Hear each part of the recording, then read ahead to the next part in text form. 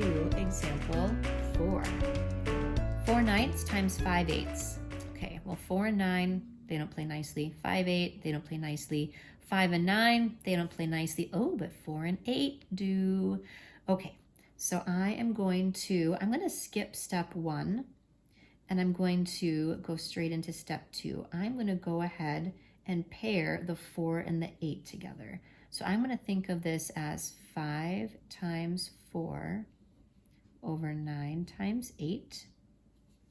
Now I can group my 4 and my 8 together and my 5 and my 9 together. So this is the same as 5/9 times 4/8. 4/9 times 5/8 is going to give me the same answer as 5/9 times 4/8. Woohoo! Okay, 5/9, I can't do anything with that. But 4/8 is the same as 1/2. So it's much easier to do 5/9 times 1/2 than it is to do 4/8. I'm going to multiply straight across. 5 times 1 is 5. 9 times 2 is 18. My final answer is 18. Now what I would do as a shortcut, and you'll learn this as you get better and faster at these, is I take a look and I go, okay, in my numerator and denominator, 5 and 9 don't, but 4 and 8. 4 and 8 have a common factor of 4. I am going to be dividing by 4/4. 4/4 is 1, so I'm dividing by 1. I'm not changing the value. 4 divided by 4 is 1. 8 divided by 4 is 2. Multiply straight across. 1 times 5 is 5. 9 times 2 is 18. I would just do this. I wouldn't have to do any of these steps. Let's go ahead and do example 5. Hopefully this is kind of complicated, but hopefully you're kind of getting it by now. Let's see. Here's where it just kind of plays together. 15 and 22 don't play well. 16 and 21 don't play well. But 15 and 21 do. They both have a common factor of 3. And 16 and 22 do. They both have a common factor of 2.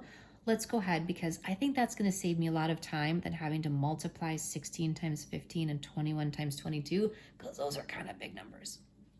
So I'm going to skip the first step and I'm going to go ahead and write all of this. I'm going to write this as 16 or 15 times 16 and 21 times 22. I wrote it as one fraction and I flipped my 16 and my 15 because now I can group these two and I can group these two.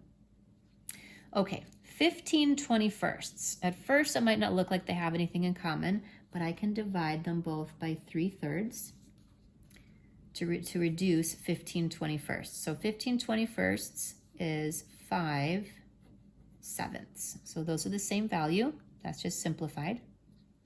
16 22nds, okay, I can divide those by 2 2s.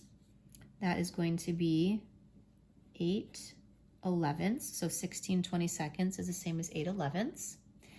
Now, so these two are the same thing. That's just nice smaller numbers. Now I can multiply straight across. 5 times 8 is 40. 7 times 11 is 77. 40 77s. Woo! Now here is what I would do. I wouldn't do any of this. I would go, okay, well, 15 and 21, they both have 3 in common. I'm going to divide by 3/3.